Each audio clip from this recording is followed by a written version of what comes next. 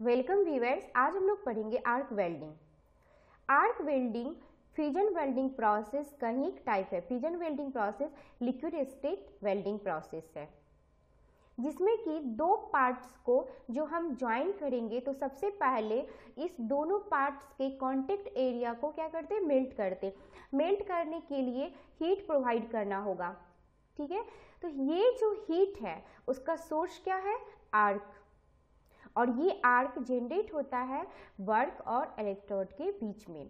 तो अब question arise होता है कि इलेक्ट्रिक आर्क को हम जनरेट कैसे करते हैं, ठीक है। तो इलेक्ट्रिक आर्क को जनरेट करने के लिए सबसे पहले इलेक्ट्रोड और वर्क दोनों को कांटेक्ट मिलाया जाता है, फिर क्विकली, ठीक है, इलेक्ट्रोड और वर्क को सेपरेट किया जाता है एक मतलब स्पेसिफिक गैप के थ्रू, ठीक है, यानी इस गैप को मेंटेन किया जाता है।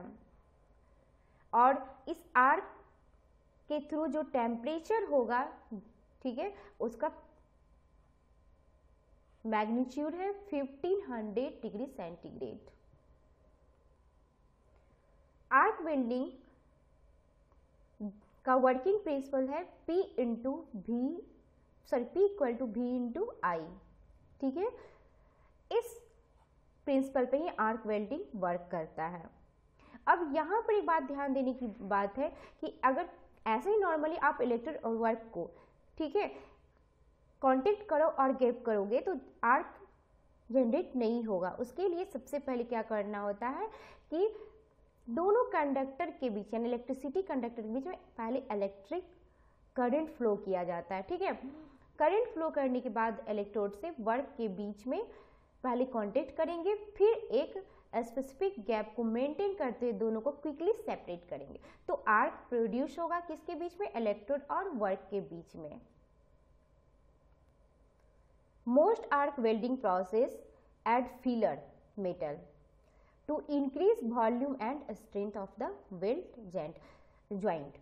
यानी कि मेल्ट जो हो रहा है मेटल, उसमें फिलर मेटल और बेस मेटल दोनों मिक्स होंगे, ठीक है। यहाँ पर आप अरेंजमेंट देख सकते हो, ये वर्क पीस है, ठीक है।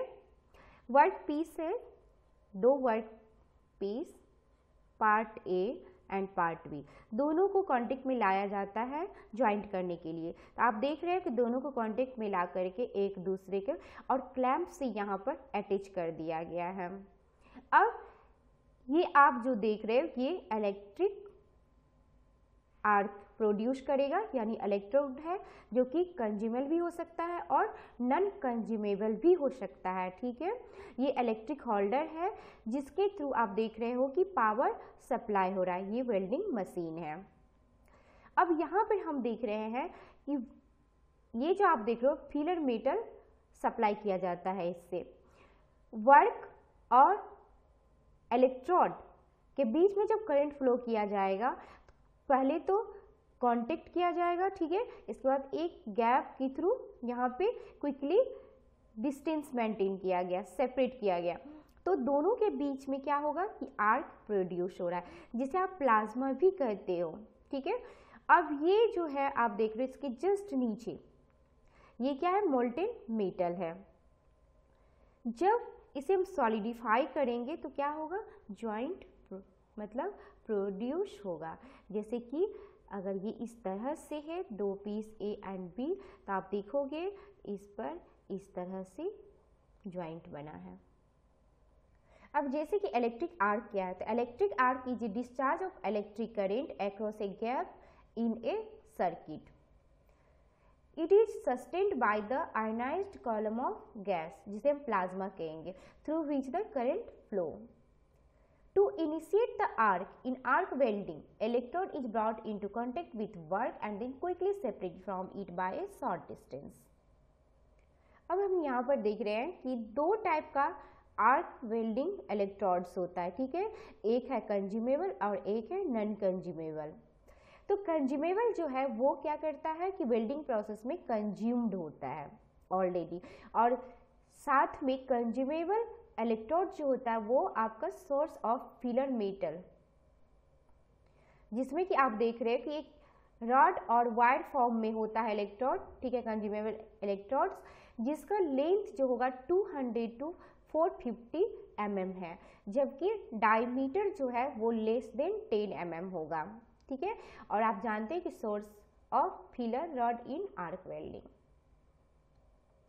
और एक्चुअली क्या होता है कि इलेक्ट्रोड जो होता है कंज्यूमेबल, वो कंज्यूम होता है, जिसके कारण क्या होता है पीरियडिकली आपको टाइम टू टाइम इसे चेंज करना होगा इलेक्ट्रोड को। तो जिसके कारण क्या करना पड़ेगा कि जो ऑपरेटर है, जो वेल्डर है, ठीक है, उसका बार बार चेंज करना पड़ेगा। तो उसके लिए क्या होगा, ये डिसएडवांटेज हो गया, क्योंकि इससे प्रोडक्शन रेट घट जाता है। दूसरा non consumable electrodes. Non consumable electrodes में जो इलेक्ट्रोड्स होता है वो कंज्यूम नहीं होगा आर्क वेल्डिंग के दौरान। साथ में जो फिलर मेटल्स है, अगर उसे सप्लाई करना है, ठीक है, तो उसके लिए एक सेपरेट वायर की जरूरत होती है। जबकि इलेक्ट्रोड कंज्यूम इलेक्ट्रोड जो था उसमें जस्ट ऑपोजिट है कि उसमें फिलर मेटल जो है उसका सोर्स भी कंज्यूमेबल इलेक्ट्रोड ही था। अब हम देख रहे हैं कि आर्क सील्डिंग क्या है, ठीक है। आर्क सील्डिंग है क्योंकि आप जानते हैं कि हाई टेम्परेचर पे, टेम्परेचर कितना है 1500 डिग्री सेंटीग्रेड, ओके। तो हाई टेम्परेचर पे आर्क वेल्डिंग में क्या होता है कि मेटल जो है केमिकली रिएक्टिव हो जाता है, किसके थ्रू, ऑक्सीजन, नाइट्रोजन और हाइड्रोजन के साथ एयर में, ठीक है।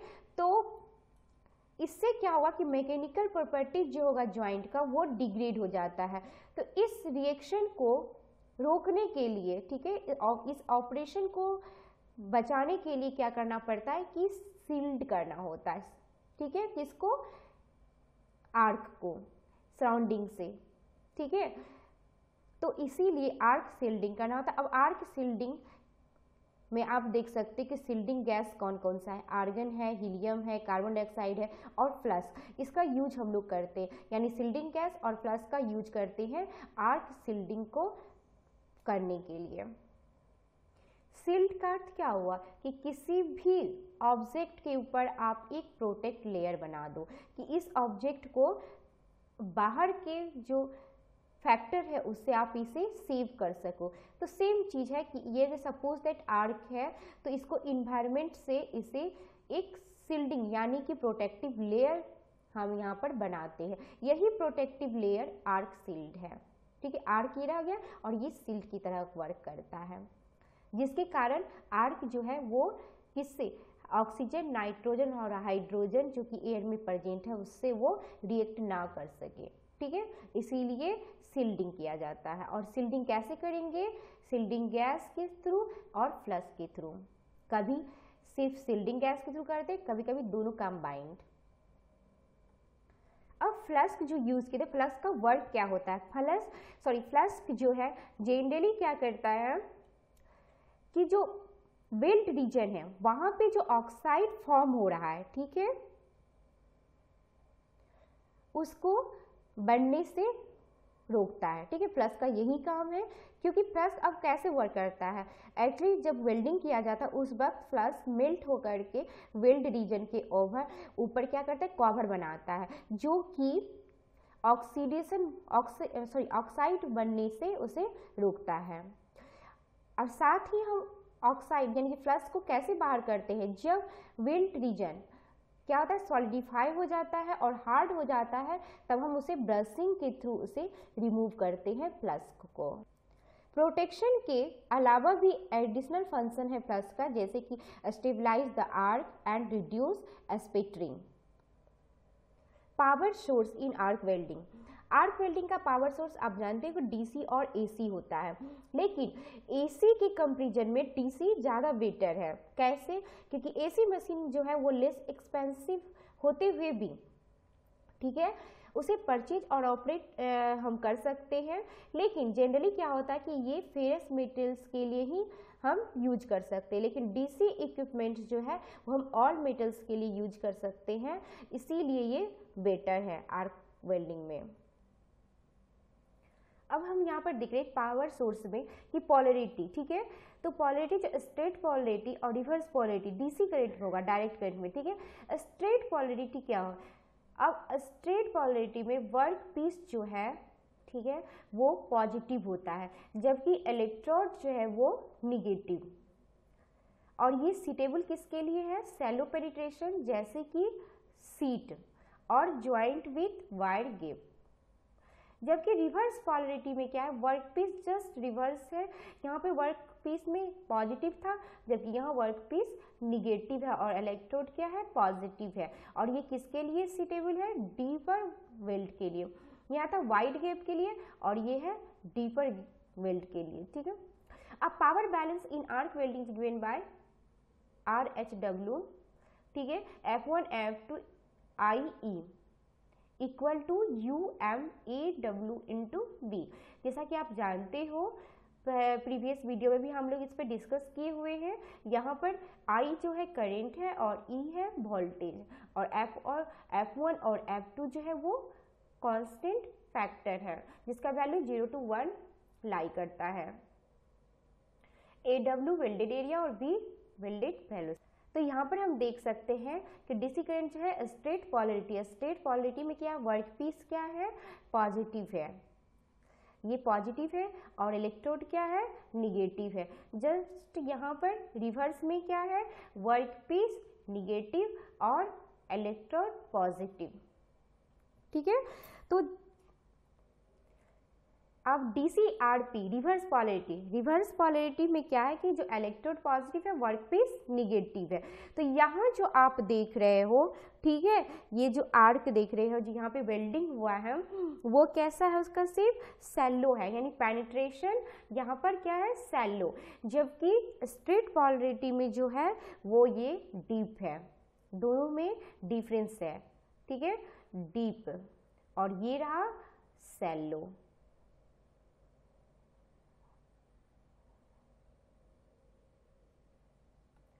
और AC करंट में इंटरमीडिएट है पेनिट्रेशन। मोस्ट इम्पॉर्टेंट जो आप देख रहे हैं 2/3 हीट जो जनरेट होगा, 2/3 जो होगा वो इलेक्ट्रोड पे होगा, यानी यहाँ पे हीट जनरेशन का 2/3 पार्ट्स होगा, जबकि वहाँ पे वर्कपीस पे 1/3 पार्ट्स ही हीट जनरेट होगा। जस्ट रिवर्स यहाँ पर हम देख सकते हैं, इसमें क्या है कि 1/3 जो होगा वो इलेक्ट्रोड पे होगा हीट जनरेट, और जबकि वर्कपीस पे 2/3 हीट जनरेट होगा parts.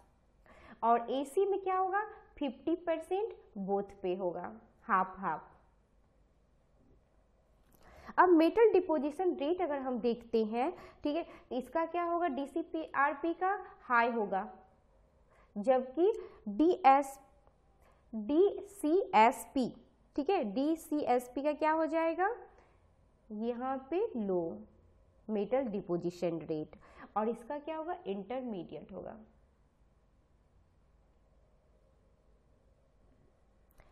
Thickness of work to be welded, दोनों में जो हम देख रहे हैं डिफरेंस क्या है, जो थिकनेस होना चाहिए वर्क का जो कि हम जिसको वेल्ड कर रहे हैं, तो अगर RP रिवर्स पोलैरिटी है तो वो थिन शीट के लिए बेटर है, थिन शीट, और स्ट्रेट पोलैरिटी जो होगा वो थिक शीट के लिए, थिक शीट, जबकि यहाँ पे इंटरमीडिएट।